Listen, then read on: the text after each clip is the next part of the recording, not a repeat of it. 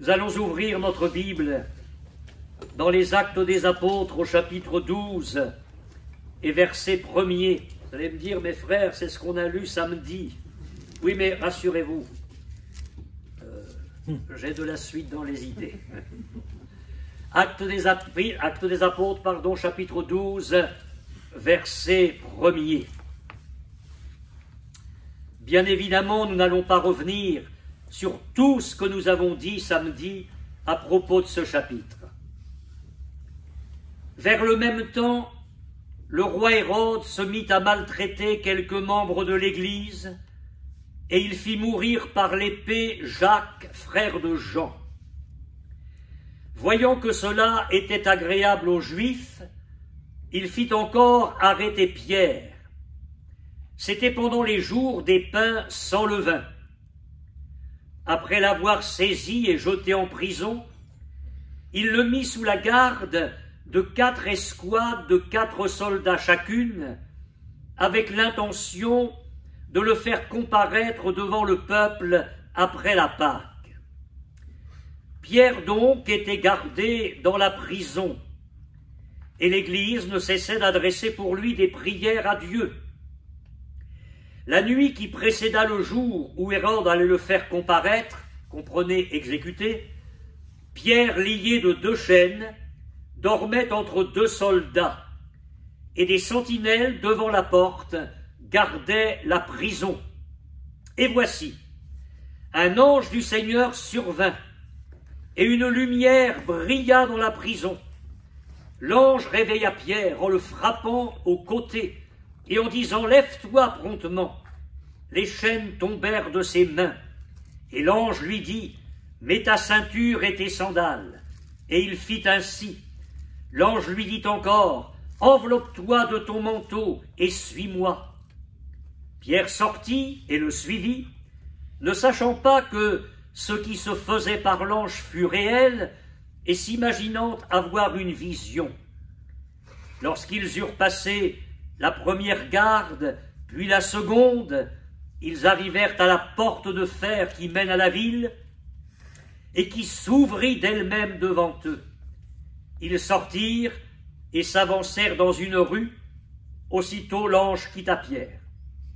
Revenu à lui-même, Pierre dit « Je vois maintenant d'une manière certaine que le Seigneur a envoyé son ange et qu'il m'a délivré de la main d'Hérode et de tout ce que le peuple juif attendait. » Après avoir réfléchi, il se dirigea vers la maison de Marie, mère de Jean, surnommée Marc, où beaucoup de personnes étaient réunies et priaient. Il frappa à la porte du vestibule et une servante nommée Rhode s'approcha pour écouter. Elle reconnut la voix de Pierre et dans sa joie, au lieu d'ouvrir, elle courut annoncer que Pierre était devant la porte. Ils lui dirent « Tu es folle !» Mais elle affirma que la chose était ainsi. Et ils dirent « C'est son ange !» Cependant, Pierre continuait à frapper. Ils ouvrirent et furent étonnés de le voir. Pierre, leur ayant de la main fait signe de se taire, leur raconta comment le Seigneur l'avait tiré de la prison, et il dit « Annoncez-le à Jacques et aux frères ». Puis il sortit et s'en alla dans un autre lieu, et nous disons Amen. Amen. Gloire à Dieu pour de telles manifestations Amen. De sa puissance et de sa grâce. Permettez-moi d'attirer votre attention sur le verset 5. Je le relis. Pierre donc était gardé dans la prison. Ça, c'est le problème. Et l'Église ne cessait d'adresser pour lui des prières à Dieu. Ça, c'est la clé de toute cette histoire. Et c'est ce verset-là qui va tout bouleverser. Mes frères et sœurs, ne sous-estimons jamais la puissance d'une assemblée en prière. Un prédicateur a dit ceci, c'est l'ange qui est allé chercher Pierre en prison, mais c'est la prière qui est allée chercher l'ange. Alléluia. Amen. Et ce sont nos prières ce soir qui vont aller chercher les solutions à tous les problèmes. Amen. Les nôtres, ceux de l'Église, ceux du monde qui nous entoure, ceux de nos familles, ceux qui nous touchent de près, que nous aimons et qui sont loin du Seigneur. Je vous supplie de croire Alléluia. cela. La prière ce soir va aller chercher les solutions Gloire à Dieu. et les victoires. Alors ce verset que je vais vous citer, parmi une multitude d'autres, peut illustrer le récit que nous venons de lire. Ce verset se trouve dans la première épître de Pierre. Les yeux du Seigneur sont sur les justes. Est-ce que vous croyez que ce soir le Seigneur nous regarde? Amen. D'abord, il a raison, nous sommes beaux, de la beauté de la grâce. Amen. Et la parole de Dieu ajoute, et ses oreilles Ouais. sont attentives à leurs prières. Nous sommes l'objet des yeux du Seigneur et nous sommes l'objet de ses oreilles. Il nous voit ce soir et il nous écoute. Alors simplement, permettez-moi d'éplucher le verset, comme on a l'habitude de le faire souvent, le verset 5, la deuxième partie. Et l'Église, ce n'était pas 2 ou 3 chrétiens, mais il y a eu là la responsabilité de chacun. Chacun s'est senti concerné par le problème grave. Jacques venait d'être exécuté et Pierre allait l'être. Il était en prison et le lendemain, Hérode allait le mettre à mort. Et l'Église a senti toute sa responsabilité dans cette affaire. Et l'Église, il y a eu un lien fraternel très fort qui s'est établi entre Pierre et l'Église, entre le serviteur de Dieu et les membres de l'Assemblée, un lien dans une épreuve terrible. Rappelons-nous que l'apôtre Paul, dans sa première épître aux Corinthiens, compare l'Église à un corps, à notre corps.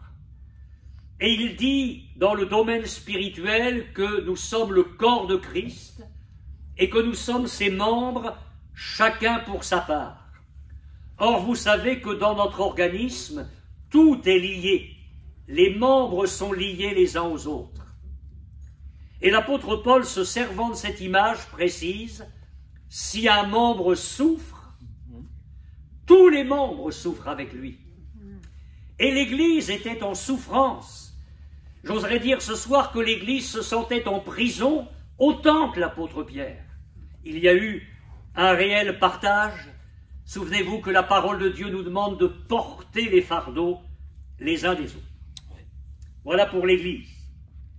Il est dit l'Église ne cessait. Il y a là une notion de persévérance. Et tous les raisonnements, toutes les réserves que le diable voudrait jeter dans notre cœur ne valent rien devant l'affirmation de la parole de Dieu et devant la beauté de l'expérience qui a suivi. L'Église a eu raison de persévérer. N'écoutons jamais les prédications du diable. Il est meurtrier et menteur. Écoutons plutôt Jésus. L'évangile de Luc nous dit que Jésus a adressé à ses disciples une parabole pour montrer qu'il faut toujours prier et ne pas se relâcher. C'est cette note de persévérance qui caractérise la prière de l'Église primitive, parce que ce n'est pas le seul texte. Dès le chapitre 1er, juste après l'Ascension, il nous est dit, tous d'un commun accord, persévéraient dans la prière. Et quand il y a eu ce magnifique service de baptême d'environ 3000 personnes, après cette prédication de Pierre le jour de la Pentecôte et l'action du Saint-Esprit, il nous est dit, ils persévéraient dans l'enseignement des apôtres, dans la communion fraternelle, dans la fraction du pain, et dans les prières. persévérer dans la prière, c'est ce qui apparaît clairement dans l'enseignement des apôtres. Romains 12, 12, persévérer dans la prière. Colossiens 4, 2, persévérer dans la prière. Je voudrais vous dire simplement, mes frères et sœurs, si il nous est arrivé de nous arrêter avant l'exaucement, nous avons eu tort. Recommençons à prier, vraiment à prier. Parce que vous savez, je pense que vous avez fait cette expérience, le plus difficile, ce n'est pas de commencer à prier, mais c'est de persévérer jusqu'à l'exaucement. Faisons nos comptes à la lumière d'Acte 12. Combien de bénédictions nous avons perdues, combien de bénédictions nous avons perdues pour ne pas avoir su prier jusqu'au bout et nous être relâchés. Que le Seigneur nous donne sa grâce. L'Église ne cessait d'adresser pour lui. Ah, c'est un texte qui m'intéresse. Parce qu'il me montre que dans cette réunion de prière, qui a duré un bon bout de temps, d'abord qui a duré des jours, parce que Pierre a été arrêté pendant les jours des pains sans levain, et Hérode voulait le faire exécuter après la Pâque. Donc l'Église n'a pas eu une petite réunion de prière, ça a été un combat sur des jours, jour et nuit. Ils ont prié pour lui. Ça veut dire que dans cette réunion-là, il y a eu des prières précises. On n'a pas fait des discours. On n'a pas fait des études bibliques dans la prière. On s'est adressé à Dieu d'une façon précise. Ils ont prié pour Pierre. Et c'est une bonne chose que ce soir nous soyons des archers qui ont une cible à atteindre. Prions pour des choses précises, pour des personnes, pour des situations. Il y a des objectifs précis à atteindre. Il y a des exaucements précis que nous visons. Nous prierons avec précision pour certaines guérisons, certaines conversions, certaines délivrances, un secours dans des problèmes que nous connaissons. Nous avons notre Pierre à nous, à viser ce soir. Ils ne cessaient d'adresser des prières. Alors le texte original est plus riche et la version d'Arby traduit bien le texte grec.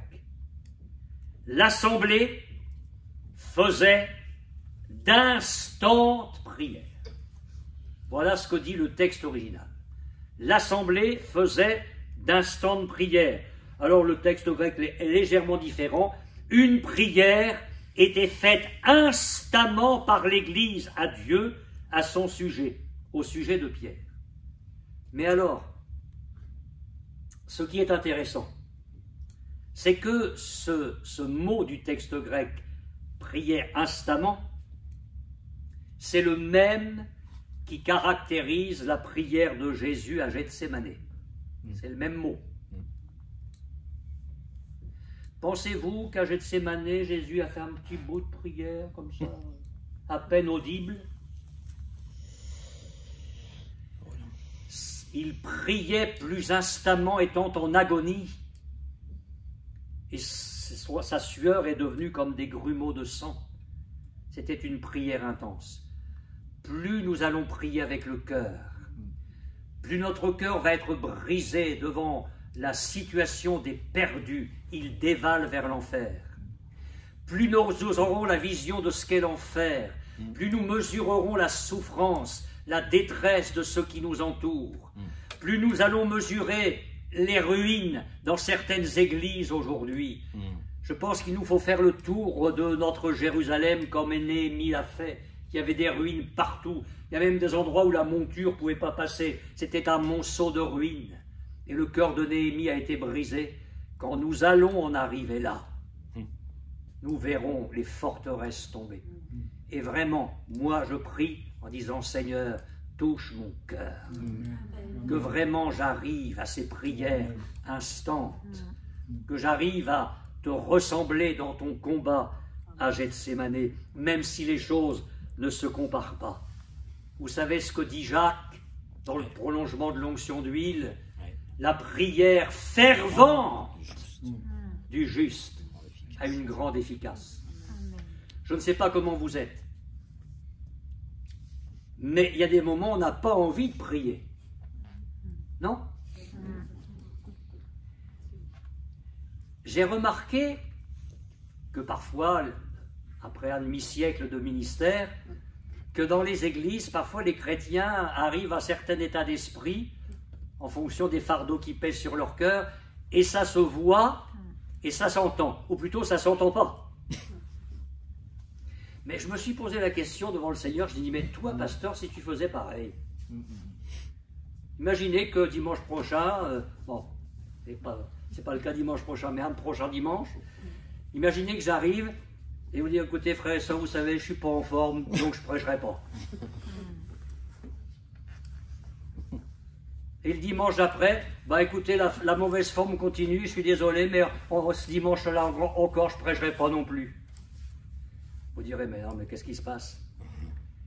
Nous allons laisser de côté ce qui pourrait nous amener à garder la bouche fermée, parce qu'il ne faut pas que notre vie ce soit ça. Tantôt je suis au 3e ciel et puis tantôt la semaine d'après je suis en bas, mais que nous disions, Seigneur, il faut que tu fasses de moi un chrétien, une chrétienne constante. Amen. Et qui est capable, parce que les problèmes sont toujours là, des prisons il y en a toujours, des pierres dans les prisons il y en a toujours. Seigneur, aide-moi à prier comme la première église, d'une façon instante. Alléluia. Alors, Jacques nous dit que la prière fervente du juste a une grande efficace, et juste après, il nous parle d'Élie, qui était un homme de la même nature que nous. Ah ben ça m'encourage. Et il est dit, il pria avec instance pour qu'il ne pleuve pas, et la prière d'Élie a fermé le ciel pour un temps de 3 ans et demi de jugement. Quelle puissance dans la prière! Et je termine par la dernière chose. L'Église ne cessait d'adresser pour lui des prières à Dieu. Est-ce que vous en êtes tout maintenant uniquement au mail, ou est-ce que ça vous arrive encore d'envoyer des courriers par la poste? Oui, un petit... Non, plus jamais. Ben moi, je suis obligé par certains courriers, c'est indispensable. Enfin, rappelez-vous, au temps des dinosaures, les plus anciens, quand nous envoyions encore le courrier par la poste. On mettait une adresse, non? Oui. Ben oui. Parce que envoyer une lettre sans adresse, ça n'arrivera pas. Hein. L'Église mettait une adresse. Elle adressait ses prières à Dieu. Dans la nouvelle alliance, bon, mais vous inquiétez pas, le Seigneur, il passe sur nos faiblesses, mais je vais quand même le réenseigner ce soir. Dans la nouvelle alliance, nous sommes appelés à prier Dieu au nom de Jésus, par le Saint-Esprit avec son aide. Je vous défie de me montrer bibliquement le contraire. Nous prions Dieu par Jésus, au travers de Jésus et dans la puissance du Saint-Esprit. Alors quand nous prions en disant Jésus, je pense que le Seigneur il fait le tri là-haut, mais si nous voulons être vraiment bibliques, c'est Dieu que nous prions. La bonne adresse, c'est Dieu le Père, parce que c'est la nouvelle révélation du Nouveau Testament. C'est ça la grande révélation de la Nouvelle Alliance, c'est que Dieu est notre Père. Amen. Quand vous priez, dites notre Père. Non pas pour que nous récitions notre Père, mais Jésus nous donne ici l'adresse de nos prières. Jésus dit, jusqu'à présent, vous n'avez rien demandé en mon nom. Tout ce que vous demanderez au Père en mon nom, il le fera. Pierre dit dans sa première lettre, si vous invoquez comme Père le Dieu vivant et vrai, le Dieu saint, Paul, dans son épître aux Romains, nous rappelle que ce n'est pas un esprit de servitude que nous avons reçu de la part de Dieu, bien au contraire, mais un esprit d'adoption. Et cet esprit d'adoption nous amène à crier « Abba, Père !» Et dans son épître aux Éphésiens, l'apôtre Paul dit « Je fléchis les genoux devant le Père ». Alors, vous direz, c'est une question de vocabulaire. Non, je ne crois pas. Parce que quand nous sommes conscients que nous adressons nos prières à Dieu, nous adressons la prière à celui qui est au-dessus de tout et de tous, à celui qui est riche pour tous ceux qui l'invoquent. Nous adressons nos prières à celui qui est plein d'amour, plein de prévoyance, plein de générosité, qui n'est limité par aucun problème. Ce soir, nous allons mettre l'adresse sur nos prières. Je les adresse à mon Dieu et je sais qu'il peut tout. Je les adresse à mon Père. Il est capable de faire de grandes choses. Si donc, méchants comme vous l'êtes, je vous cite Jésus, hein, vous savez donner de bonnes choses à qui? À vos enfants. Il y a donc une relation filiale. Jésus est en train d'enseigner la prière, mais il la situe dans une relation filiale. Si donc, méchants comme vous l'êtes, vous savez donner de bonnes choses à vos enfants, à combien plus forte raison le Père Céleste donnera-t-il de bonnes choses à ceux qui les lui demandent? Et bien que Dieu nous donne une réunion de prière qui sente le feu. Amen, amen. Et amen. Gloire à Dieu.